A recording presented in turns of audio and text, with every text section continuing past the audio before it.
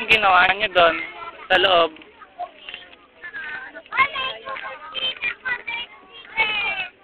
Ano yun? Oo, koloran mo. Excuse me. Yung sino pang gustong bumili pwede ng mga pang-11. Kung bibili, pwede pong bumili. Anong gagawin mo dyan? Kasi ito mamaya pag tayo alis.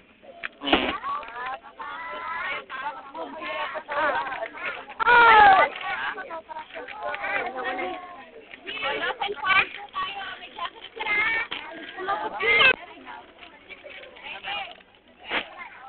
Ano yan?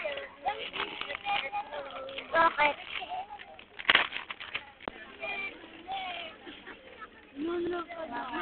Anong kinakain mo?